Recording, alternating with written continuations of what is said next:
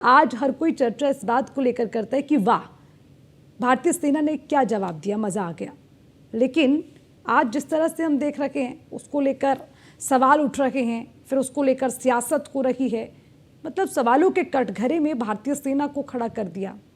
वहीं दूसरी तरफ जिस तरह से राहुल गांधी का पोस्टर लगा दिया जाता है, तो उससे भी कहीं ना कहीं ये सवाल उठता है कि आपने राजनीति को किस स्तर पर लाकर खड़ा कर दिया है।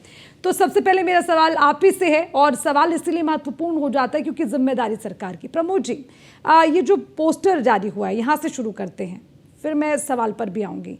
क्या ये एक उचित एक्शन था इस तरह का पोस्टर करना? जारी पोस्टर कर दिया, फिर उसको लेकर सियासत होने लगी। ऐसा कंपैरिजन सही लगता है आपको? देखिए, ऐसा है कि जब ऑपरेशन सिंदूर चल रहा था, उस समय आपने देखा होगा कि कांग्रेस पार्टी ने सरतंत्र से जुदा की विचारधारा से प्रेरणा लेकर करके ने प्रधानमंत्री का बिना सिर का पोस्टर जारी किया था। तो जब हमारी सेना पाकिस्तान को ऑपरेशन सिंदूर के समय सबक ऐसा चित्र प्रकाशित करना क्या जायज था? तो ये सारी बातें हैं। अभी मैं ये पोस्टर विवाद पे मैं जाना नहीं चाहता, लेकिन मैं ये कहना चाहूंगा कि राहुल गांधी जो विपक्ष के नेता है, वो एक जिम्मेदारीपूर्ण उनकी एक भूमिका है। लेकिन जब भारत की सेना के स्पोक्स पर्सन हमारे सेना का अधिकारी आकर के प्रेस को ब्रीफ करते हैं और सारी बातों को उन्होंने बड़े सुंदर रूप से, स्पष्ट रूप से सारी बातों को उन्हें बताया।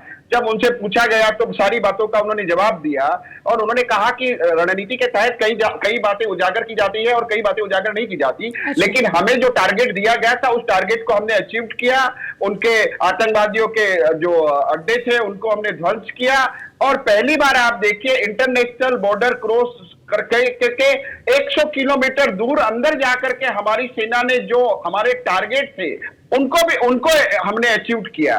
और जब उन्होंने रिटिलेट किया, उसके बाद में हमारी सेनाओं ने रेस्पॉन्स के तहत उनको जवाब दिया। तो अब राहुल गांधी जैसा जिम्मेदार व्यक्ति अगर ये पूछता है कि हमारे कितने एयरक्राफ्ट के नुकसान हुए, कितने नहीं हुए, तो इसका फायदा कहीं ना कहीं जो है वो पाकिस्तान को जाता है। और इसके पहले भी जो राहुल गांधी ने जो वक्तव्य दिए थे उसको पाकिस्तान ने डोजियर के रूप में United nation security council UNSC में उठा करके पाकिस्तान ने राहुल गांधी के स्टेटमेंट को डोजियर बना करके भारत के ऊपर में राजनीतिक वार किए हैं।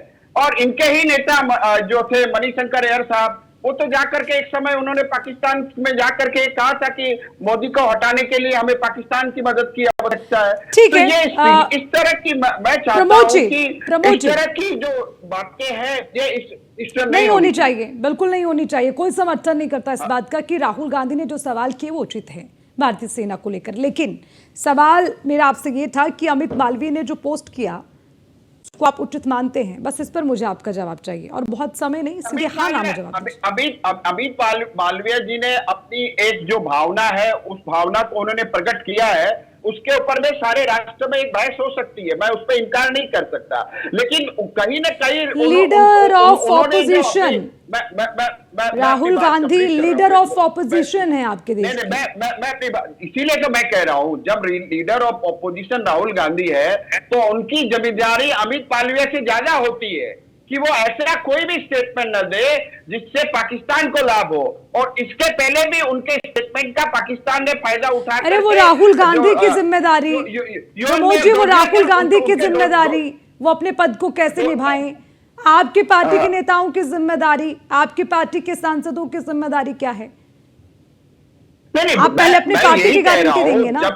जब देखिए, राजनीति में जब आप एक विपक्ष का सम्मानित नेता जब अपनी जिम्मेदारी को नहीं समझता है, और जब हमारी ऑपरेशन सिंदूर की कामयाबी की सेना की प्रशंसा नहीं कर करके उनको क्या इंटरेस्ट है कि कितने हमारे विमान मारे गए, कितने विमान हमारे, उसका जवाब देने का ये सही तरीका नहीं है ना प्रमोद स्वामी जी। ये सही तरीका नहीं हो सकता, राजनीति करने का ये सही तरीका नहीं हो सकता। आप अपने एथिक्स नहीं भूल जाएंगे राजनीति के चक्कर में। कहाँ आपने इस सियासत को आज खड़ा कर दिया है?